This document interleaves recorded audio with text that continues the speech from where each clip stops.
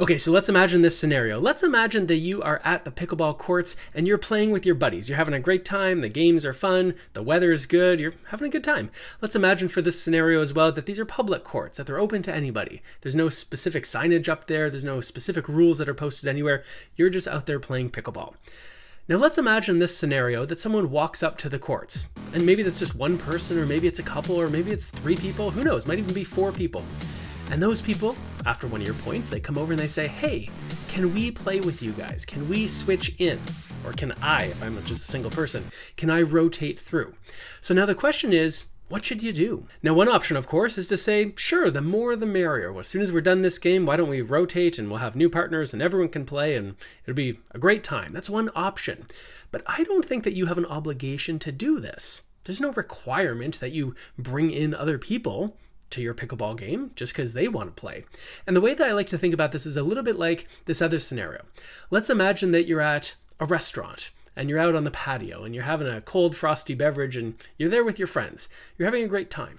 Now let's imagine the scenario that someone or a group of people says, hey, do you mind if we pull up a chair? Now they're strangers. And you could say, sure, no problem. The more the merrier. Come on, here's a drink. Tell us about yourselves. You could do that. But do you have an obligation to do that? I think most reasonable people would say, no, you don't, right? You're there with your group. You're having your own chat. You're having your own good time. You don't have an obligation, although it would be nice, but you don't have an obligation to bring other people into it just because they want to. In a way, they're sort of imposing themselves on you, right? They've interrupted what it is that you're doing to be able to see if they can be part of it. Now, this is a very different scenario. Let's say you're at some private club and there's rules, or it's round robin time and everyone understands that you're supposed to rotate and you got to switch and the rules are posted. Okay, that's a different scenario.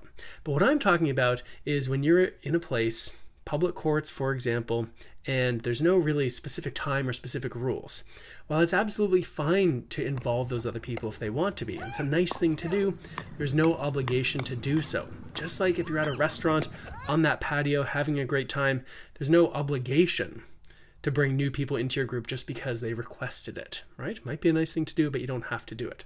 That doesn't mean that you can or should be a jerk about it when you dismiss these people, right? Just like when someone comes down to the patio and says, hey, can we come and join you? I mean, there's nicer ways to handle this and less nice ways to handle it. And I definitely advocate, if you want to get rid of these people, that you do it in a nice, kind, polite way, right? At the restaurant, you might say, hey, I'm here with my friends. We're having a good time. We're just trying to catch up. So we're going to kind of keep it as our group, right? Or you might say, hey, you know, you might tell a lie. Hey, we're planning a surprise birthday party for our friend. And so we kind of need to stay here, like just us, to be able to make those plans.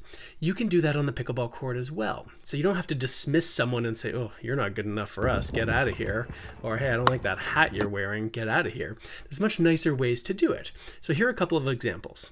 First, you could say to them, hey, you know what? We're having a really great time here together and we'd like to kind of keep that going. We've had some really close games and we're having a good back and forth and we're rotating around just within our group and we kind of want to keep that momentum going. So, you know, I understand you want to play, but I think for now we're going to pass. Maybe later, right? That's always a nice way to do it. Maybe later. You might also tell a fib and say, hey, you know what? We're practicing for a tournament.